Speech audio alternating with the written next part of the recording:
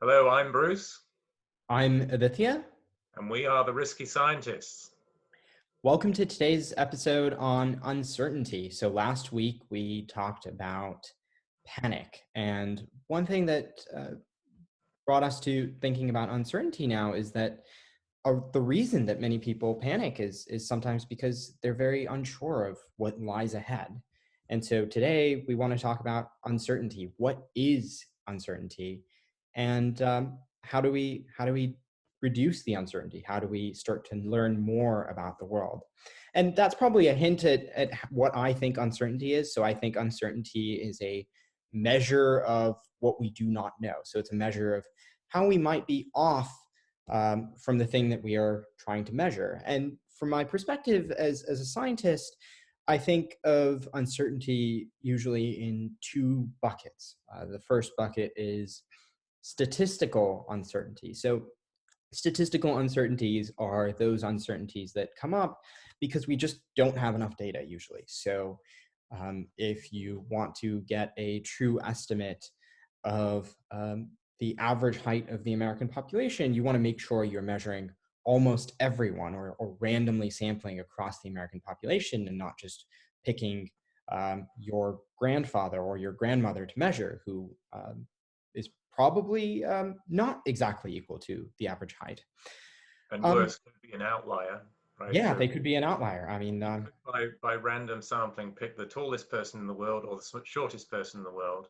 sure. So that's not a good sample. Absolutely. And so statistical uncertainty are those uncertainties that are kind of very much big data problems. How do we get more data? How do we sample correctly?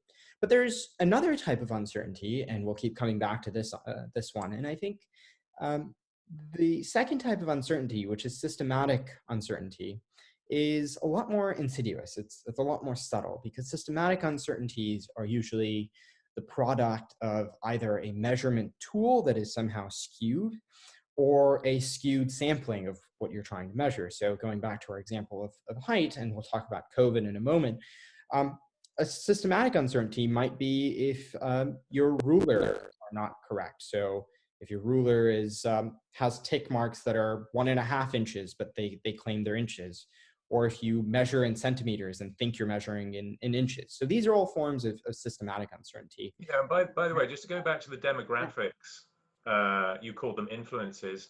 Am I correct in thinking that if you only sampled males, Yeah, we know tend to be on average taller than females? Would that be a systematic that would error? be a systematic Yeah. uncertainty.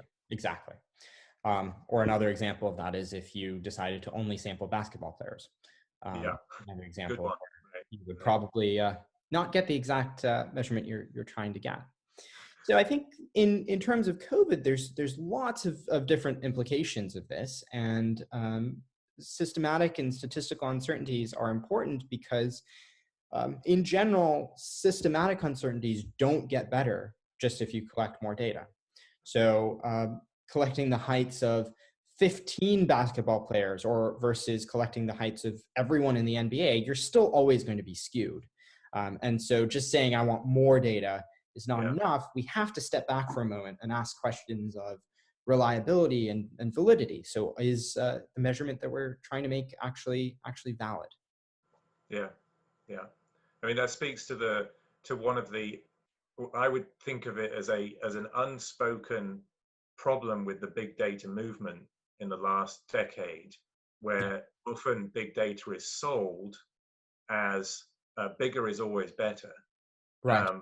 But in actual fact, if you're collecting the wrong data in the first place, you're not gaining anything from just having more of that data. It's just bad data. You can't solve a an incorrect operationalization, an incorrect coding Yeah, problem by just gathering more data using the same coding or operationalization. Like if you're um, so let's think about COVID-19. If if you're if you're only testing the rich right. who can have the resources, they have the capacities to protect themselves better from COVID-19. So now you've got a skewed sample. Hmm. That's an operationalization problem. And you just continue to say, well, look, the data's not, my statistics are not working. Let's go sample more of the same demographic. You're Yeah. not solving anything. Um, and from my perspective, where in risk management we have to do a lot more qualitative judgments. Yeah. We still use big data. We have to do a lot of qualitative judgments that make us highly sensitive and humble Yeah. about how we collect that data. I get very nervous about when big corporations, I'm not going to name them, but they say we've got all this data. We know how customers behave. Yeah. Yeah, how are you actually? What are you actually measuring? Yeah. Right. So I want to know. I want to know the qualities of the data, not just the quantities of the data. That's a really good point. What are we actually measuring? And in particular with COVID-19, I think there's so many things that we are measuring, but they're all proxies for perhaps what we're really trying to understand. We are measuring the number of cases, or we're measuring the severity of outcomes. But I think all of these things that we're measuring are perhaps some are better than others, but they're all indicators of the truth. And how do we? I mean, one question that comes up is how do we combine this sort of data with what you were saying earlier, which is there's also data that is less easily quantified. So there's anecdotal evidence for different drugs and treatments now, and Yeah. I think that is another tricky question. Dr. Anthony Fauci, who's been uh, doing an admirable job, has on a recent CNN interview was asked about the data and whether we know more, and he was saying, yes, we know more now than we knew 2 weeks ago, but we still don't know enough. And I think that kind of highlights the troubles that we're facing now, is that there is more data, we're gathering data in all of these different pieces, but if we don't understand exactly what that data is telling us, and if we don't understand the uncertainties that are affecting that data, or the biases that are affecting those measurements, then we're not going to be able to get closer to the truth and really understand how terrible this disease is. Yeah, and from my perspective, so that there are some very clear um, theoretical reasons why the current data is uncertain, Yeah. irrespective of how little data we have, or rather, we are short of sufficient data where we would feel we can have high confidence of drawing conclusions from that data. Yes. Um, there are theoretical reasons to doubt the data we have anyway, Yeah. that are peculiar to COVID-19 or any coronavirus, any influenza virus, because they're highly mutatable. And we talked about that in episode 1. Yeah. So they may be mutating. These types of virus may be mutating every few weeks. Yeah. And when you have very high infection rates, so now you've got hundreds of millions of people infected potentially, each of those carriers is a potential host for mutation. Yeah. So what might be true from big data in China is no longer true for the American population, now that the virus is growing exponentially in the American population. It must have mutated in the 3 months it's taken to get from local epidemic in Wuhan, China, to national pandemic in America. So I'll give you an example. So and this is kind of anecdotal. So this speaks to how the balance between big data and anecdotal data. Mm-hmm. Anecdotally, a lot of doctors are reporting that they're seeing their median case, or their normative case, is under 39 years old. Yeah. And the initial reports from China was that this was an old person's disease, that young people carried it and they didn't seem to show symptoms. So there are only two explanations for that. Either the data in China was not collected the same way as the data is collected now in America. And so for some reason, Yeah. maybe some systematic error, the Chinese were and are underreporting younger patients. I doubt I find that hard to imagine how you could have a systematic error like that, because age is pretty easy to observe. So the other theoretical explanation is the virus has mutated and now it's affecting people differently. Yeah, I think there's lots of points there. It kind of reminds me of the game that 2-year-olds and 3-year-olds always love to play when they're playing hide and seek, which is to put their hands over their eyes and say, "Oh, you vanished." Uh, and I think there's a little bit of that going on, which is what we choose to measure is what we're measuring. And I would like to. I think there's things I want to talk about in a moment about how can we know whether we're doing a good job of measuring an entire population? How do we know if we've actually got onto the pulse of this disease? You were saying China. It's very possible that um, China was not measuring younger people, perhaps because their symptoms in general are less severe. And so even though they were having it and transmitting it, if you don't end up in the hospital, there are several countries now with rules where unless you are in the hospital, not just in the hospital, but in the hospital with a severe case of suspected coronavirus, that's when you get tested. Yeah. To me, that feels perhaps it's medically useful at that point to still test them, but from a statistical perspective, it's not that helpful. It would be much more helpful if we were testing people who had the mild cases. Yeah. And that kind of makes me think, well, throughout this discussion, I think the listeners and ourselves should be thinking about what is enough data. We're talking about the parameters and the measurements. There's anecdotal evidence. So there's what we like to call in the statistical world kind of multivariate data. So data of different types. There's the stories you hear. There's the clinical trials that you're getting. You're getting these testing numbers. You're getting these mortality rates.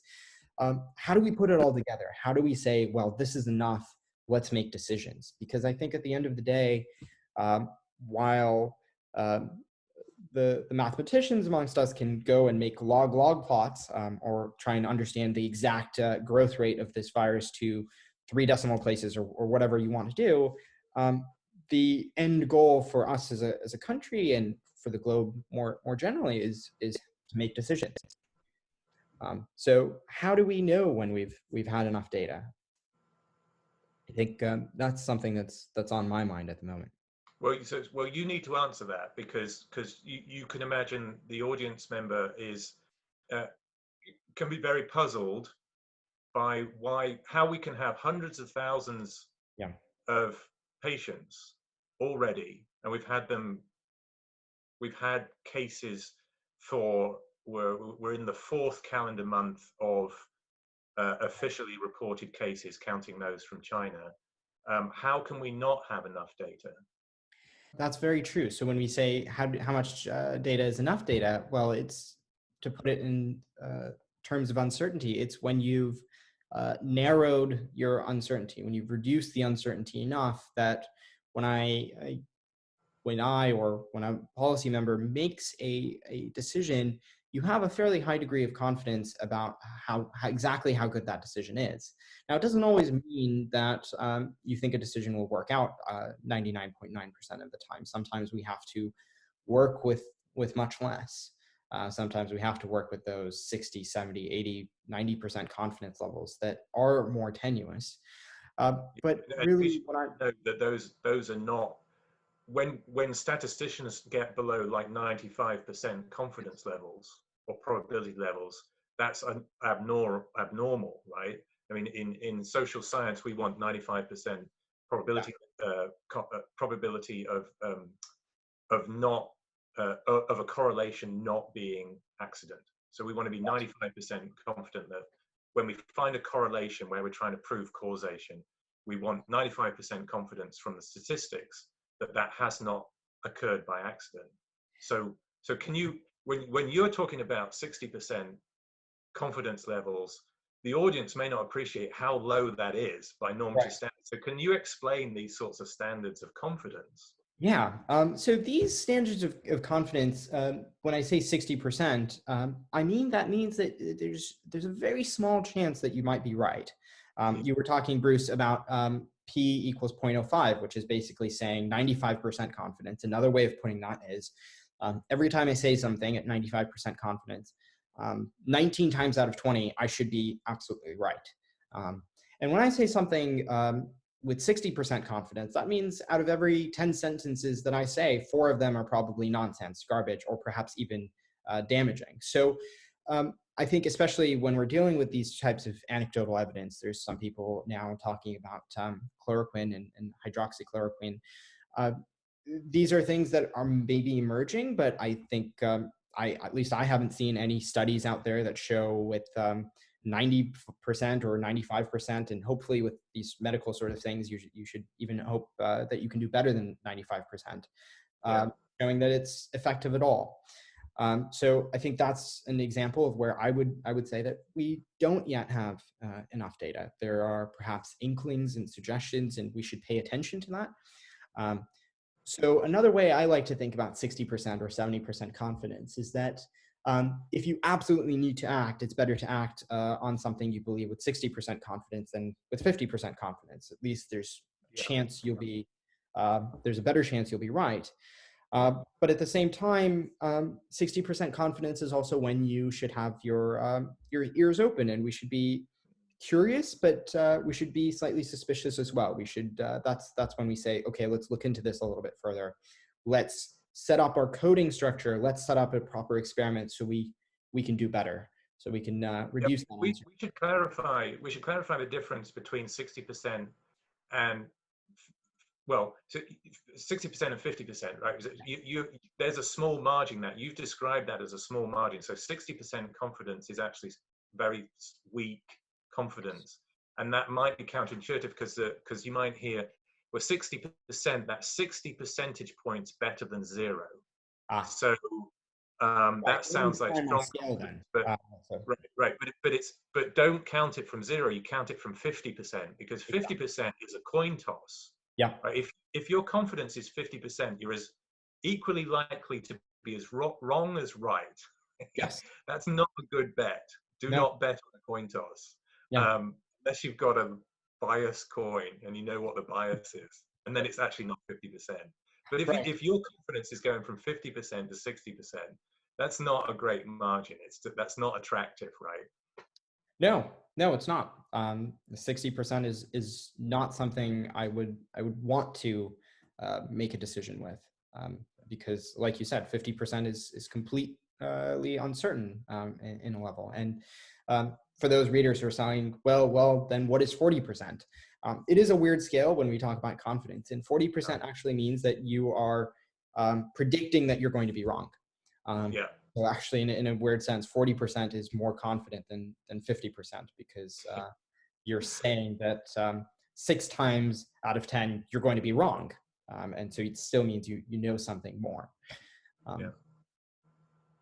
So that makes me think, well, maybe we should be talking about how these confidences are playing out in the COVID-19 scenario today, this terrible crisis. And I think we started to touch on testing, and it seems like we have a major testing crisis of sorts.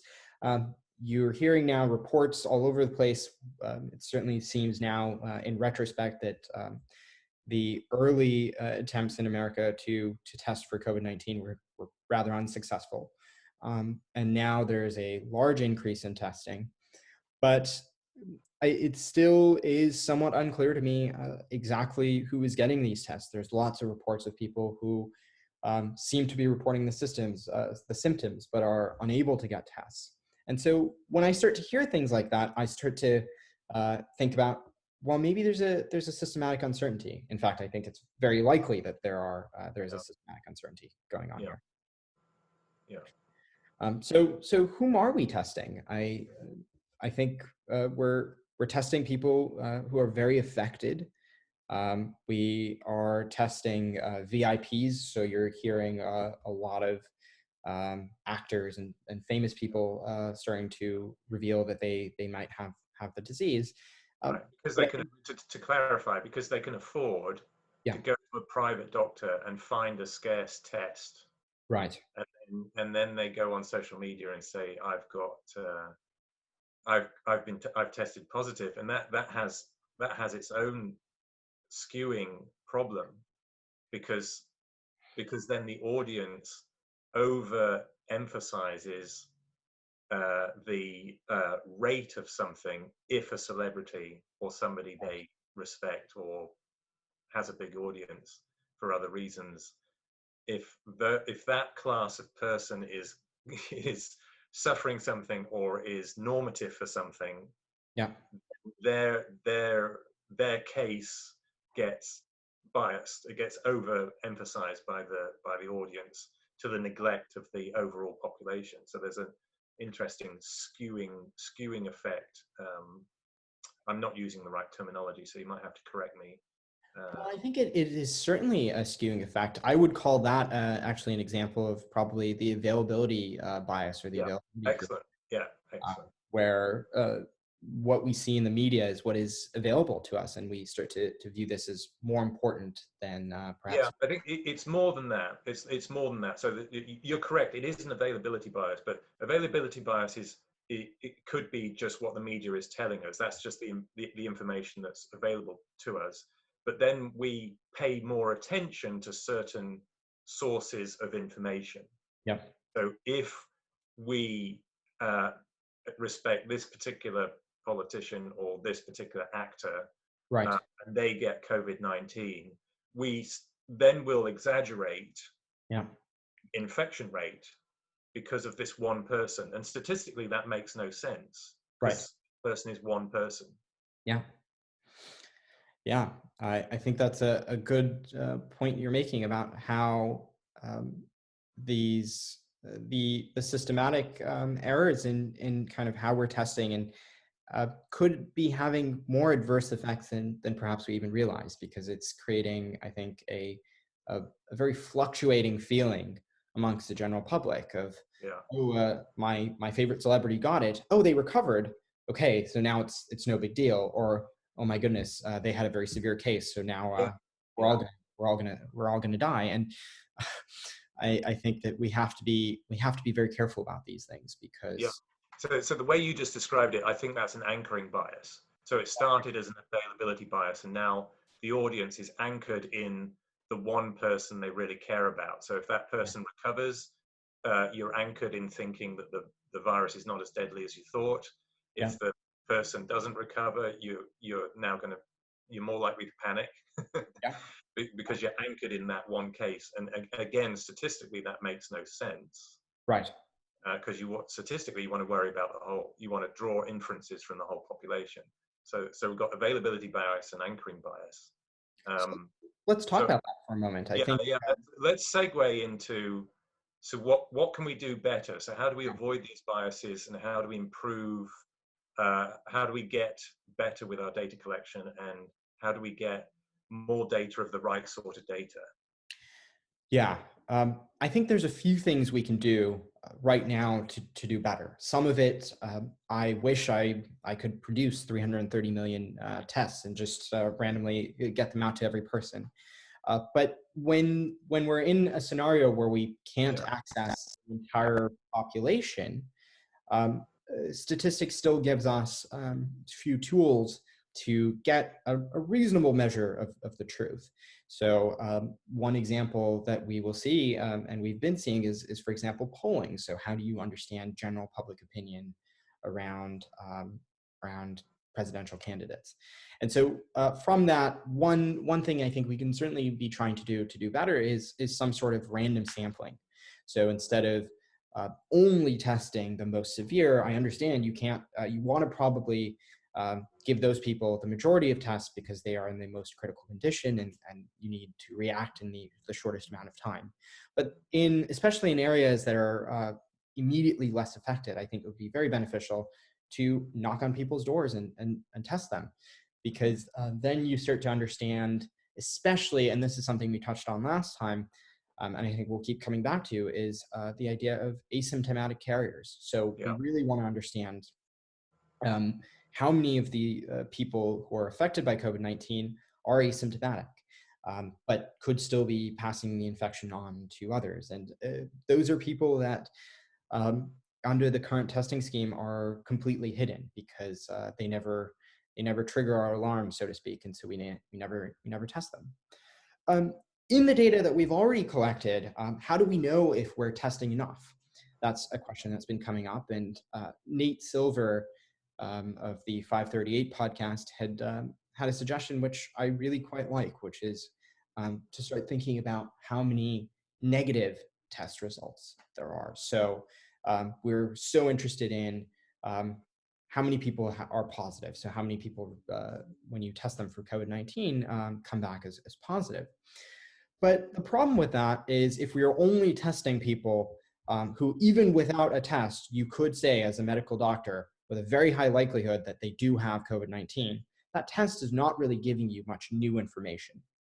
And so what we really want to be doing to avoid falling into biases, particularly confirmation bias, is to be asking how many negative tests. So if I'm testing a big sample of the population, how many people did I test who don't have it? And if I'm testing a lot of people and they don't have it, and I'm testing across the population, that's when I start to get confidence that we are making progress and we are starting to recover. As long as almost everybody that I test is indeed positive, I think that's not very effective in terms of learning new information. Some of our listeners might be familiar with, there's something called the Wason selection task, and it's a standard psychological experiment where I give you a series of numbers. So I say 2, 4, 8, and I say you can give me a number and I'll tell you whether it fits my pattern or not. And your job is to guess the pattern. Our job globally is to guess the pattern that COVID is following. And the mistake that most people make is they give you numbers that they think follow the pattern. So somebody might say 7 and I say yes. And they say, well, 10 and they say yes. But nobody ever usually tries to give me a number that would not follow the pattern. So they're very interested in proving themselves correct as opposed to proving themselves wrong. I see. I think in order to try to avoid some of these systematic errors, we should be asking, well, where can we find the people who don't have the disease? How can we be trying to prove ourselves wrong? And to clarify, because the data that is in the public domain tends to be overall, so totals. So the data we see are totals. So total infected, total dead, and maybe a total recovered. Yeah. And there may be a knee-jerk assumption that we are testing just to track those totals. Those totals are actually not particularly useful from a health management perspective. What would be more interesting is to track totals locally and the movement of the infection in space. Mm-hmm. Right? So that speaks to what you're talking about. Let's not just test the hotspots, but let's test other areas so we can track I said in space, but in space and time. Yeah. So we want to know local totals in space and time so we can track the movement, and then we can understand the behavior of the virus. Yes. Whereas global totals don't tell us anything that's particularly useful for healthcare. Tracking each individual infection over time and space, that can be very meaningful. Yes, absolutely. I think totals are definitely prone to biases, and totals are especially prone to systematic uncertainties. Totals are actually a nice way of eliminating a lot of statistical uncertainties, because when I sample over the average, I might be getting rid of the outliers and the fluctuations, but it really doesn't tell you much about the systematic uncertainties. And I think that COVID-19 is today mostly a problem of systematic uncertainties. Certainly, we should be testing more. We should be ramping up our testing. I'm not saying we shouldn't, and I'm not saying we shouldn't be trying to gather more data, but we have to be cognizant of what data is going to be and it could be targeted, right? So more testing, but targeted. Yes. And it should be answering theoretical questions about movement of the virus in time and space, and the infection rate, and the incubation period, and these other things. Mm-hmm. And that circles back to a problem in a simplistic focus on big data. So big data, you just want more data. So that might encourage you to focus on totals, like global population totals. Mm-hmm. And not if you are the state of New York, Yeah. you almost don't care Yeah. right? Because you're having to deal with the local problem. You want to know the local movement of the virus, and the global population data actually doesn't help you with that. So Right. that speaks to where big data, this endless quest for bigger and bigger data and the bigger and bigger populations, that actually isn't useful to you. Yeah, absolutely. I think big data. Um, we should treat big data as a very large weapon, and if we point it in the right direction, it can be very useful. Otherwise, it creates a big bang and it misleads us. Yeah, and useful. So correct me if I'm wrong, right? So it's useful. Big data is useful. Bigger data. Let's Yeah. frame it as a relative thing. So bigger data helps you to correct for standard deviation errors and Yeah. averaging errors Hmm. within the population you start with. So if you grow the population you started with, so Yes. population of cases that you are sampling statistically, if you grow that, you're able to statistically lower the errors, the size of the errors. But you're by just growing bigger data, you're not changing any of the measures which may be incorrect. You're Hmm. not changing any of the you're not changing the actual population, which Yeah. may be the wrong population in the first place. So Right. so so we need to clarify the difference between why you grow bigger data Hmm. for statistical reasons. Normally, you're Yeah. reducing statistical errors Hmm. versus improving the qualities of the data. Right? Have I got that Yeah. right? Absolutely. So I think that's exactly the statistical uncertainty versus systematic uncertainty Yeah. paradigm, where big data will help you reduce the statistical uncertainty. But I can make a measurement that is very precise with very little statistical uncertainty that's still totally the wrong measurement. Yeah. So how good we are doesn't necessarily mean we're attuned to the truth. Fantastic. Found it well said. Right. So, Thank so you. that's a nice circle back. Now, what we should do at the end to Yeah. be useful is let's give some advice about how we can manage our lives better under uncertainty. Right. I think one thing to think about is that we are testing, we are doing more things. So the uncertainty will reduce. Yeah. It will get smaller, and we should be aware of that. The range of possible outcomes of how the virus is going to progress also is becoming narrower with time. Um, that's both good news and bad news. It's good news because I think we are starting to understand the possible outcomes a little bit better. It's bad news because so far it seems like the outcomes that have been now discarded as possible outcomes are the best case scenarios. So we're not looking at a virus that is only going to be as bad as SARS. It has already become much worse than SARS. The second thing I think about is that we have to accept the uncertainty. So I don't think in the immediate future we are going to be able to say things about this virus with 99.9% confidence levels, as much as I would love to. So we have to understand that we are making these decisions somewhat tentatively. We must still keep stepping forward. But that makes me really emphasize the notion of iteration. So every time we make a decision under uncertainty, we have to be willing to change our course slightly as the Yeah. uncertainties shift and as we learn new things. So I think it's really a time for accepting the uncertainty, being able to live with it, knowing that the uncertainty is going to reduce over time as we learn more, and keeping our eyes and ears open. Yeah. So I think that's a very positive place to end. You Yes. can take control of your risk despite uncertainty. And let's promise in episode 3 we will pick up some more threads of this interesting discussion. It's been fantastic to talk with you, Aditya. Again, Yes. develop these ideas. Fantastic. So thank you. No, thank you. It's always lovely and gives me a fresh perspective going into the week. So I really enjoy these conversations. Yeah. Till episode 3.